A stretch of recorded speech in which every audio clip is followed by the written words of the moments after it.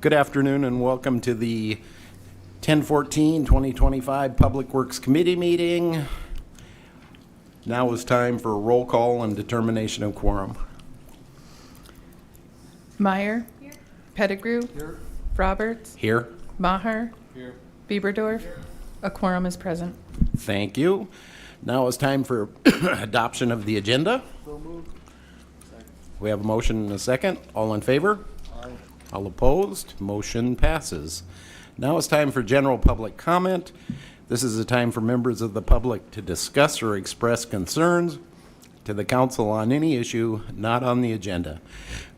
Action will not be taken at the meeting on any issue not on the agenda except by placement on the agenda by unanimous vote of the council members present.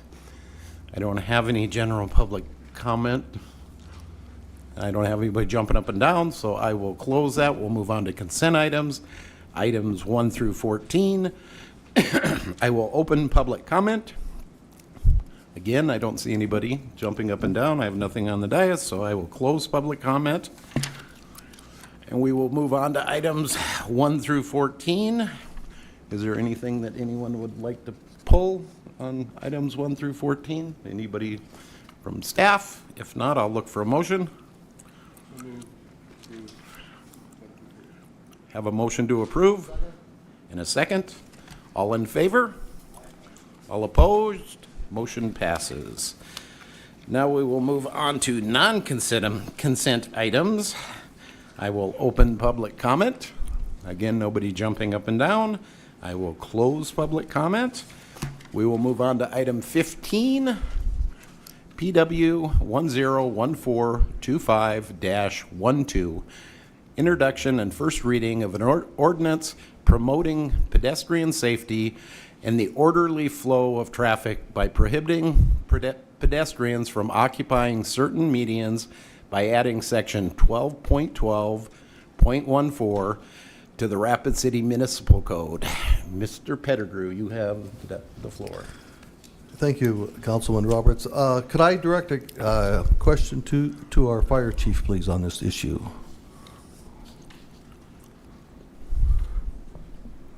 So, Chief Culberson, I have gotten a few comments from people, and maybe your department isn't doing it anymore, but in the past, you did a boot drive and your department so their question is, would the fire department still do their boot drive with this ordinance in place? And maybe you don't do it anymore. Thank you. Go ahead. Chair, thank you. Thanks for the question, Councilman Pettigrew. The short answer to that question is for the last 2 years, we have not used the median.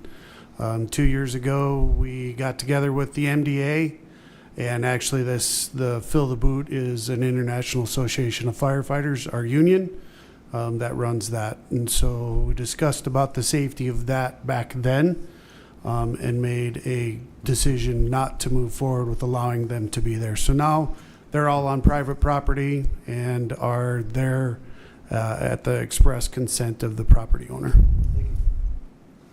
Thank you. Councilwoman Meyer, you've got the floor.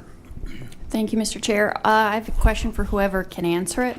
As I was reading about this, it just said like national trends, and I was just curious if anyone had data about like specifically in Rapid City what we're seeing, or if there's any numbers on safety and things of that nature just at the local level.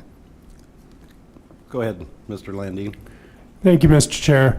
You know, we had some discussions, and there's Tim Doyle from the police department here can talk about it. I know the police have some anecdotal stories about near misses where there were issues with intoxicated individuals and things. Can we point to, well, there have been 3 or 4 accidents? No, we can't. I mean, obviously there have been some, I think we're all aware, some pedestrian fatalities in Rapid City.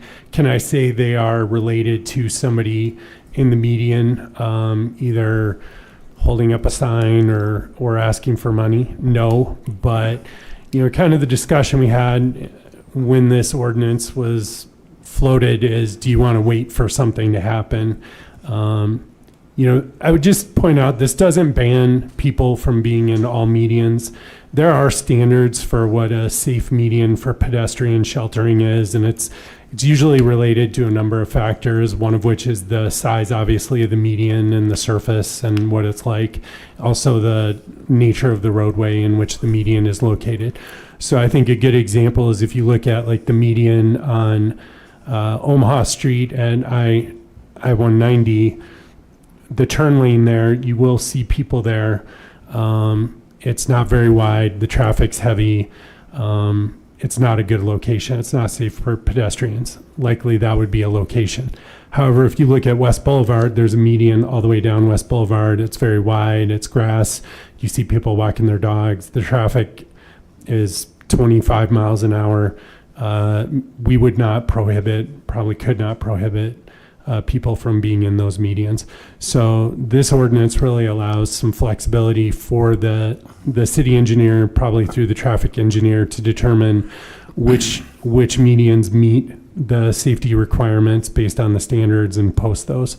So that was kind of the strategy we used. But certainly, I think you look at general trend, and part of the reason I cited this safe system approach is that we are looking at other ordinances that are consistent with that to try to improve pedestrian and traffic safety in the city. And there'll probably be some other ordinances coming later, but this is one that seemed like low-hanging fruit, so we decided to proceed with it now.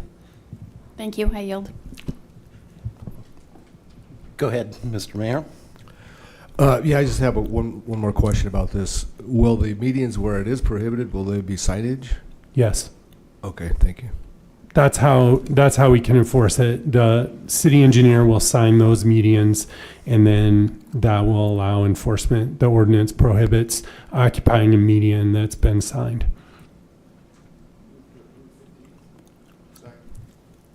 Can I make one comment real quick? So I support this 100%. I think this is going to go a long way to public safety. I've had a lot of concerns, especially recently, where some people have been in the median, not only for their safety, but they've also been leaving tremendous amounts of trash lately. It's been kind of a weird dynamic that's been happening lately. But there's been a few, one gentleman who seems to be always high, and I'm always worried that he's going to fall out into traffic into the 35-mile-an-hour zone there and get run over. And I wouldn't want to be that person, or one of my kids or one of my grandkids to be the person to run over that person in the road.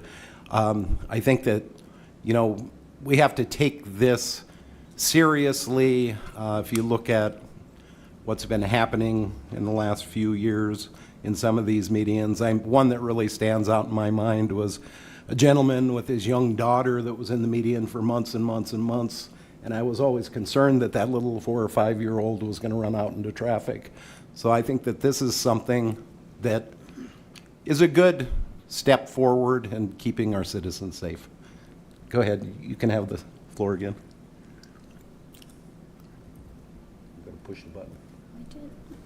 Thank you, Mr. Chair. I think maybe it's a question for the fire department, or maybe Lieutenant Doyle can speak to this. I guess I'd just be curious, these people who are clearly unwell, is there going to be a system of are we moving them, is there an opportunity for a wellness check? Are we going to do something as I think part of the opportunity here is, yes, we see someone unwell, and it's not, we want to, it's their safety there, but I think what's the next step for safety? So I'd just be curious if there doesn't have to be an answer today, but something for consideration of those folks who are in those areas we identify as being unsafe. What's the next step that we can maybe help with that? So if anybody has anything, otherwise I'll just say that maybe as an acknowledgement. Thank you. Go ahead. Thank you, Chair. I will just say yes. I think both between the police department and the fire department, we have a fairly robust system to check on those individuals. I think between the quality of life unit and the mobile medics, I think it's better than anywhere else in the country. So if those are recognized, we're constantly going and checking on them. So short answer was absolutely. If you'll give me just a half a second of latitude, anywhere where we have pedestrians and vehicles that are interacting with one another, it's a dangerous situation. And I will tell you, this is a small step forward. I think about it even in our aspect between law enforcement and ourselves. We're on a car wreck. We have large vehicles that are sitting there with their lights on. We have vests on. We are in the roadway. And across the country, first responders have been hit by vehicles, even though it's very clear something is going on there. So now if you have somebody that's in dark clothing standing in the middle of a median, that small of an area and those types of speeds, that gets very concerning for us. And when we did that back in the day with the NDA, we had our vests on. There are very capable individuals that are used to working in that interactive zone between pedestrians and vehicles. And we decided it wasn't the right thing to do and needed to move on from that. So, thank you. Thank you. If I have no one else that wants to speak, we have a motion and a second. All in favor? All opposed? Motion passes. Motion to adjourn, anyone? We have a motion and a second to adjourn. We are adjourned. Yeah, that's good. I have things to do.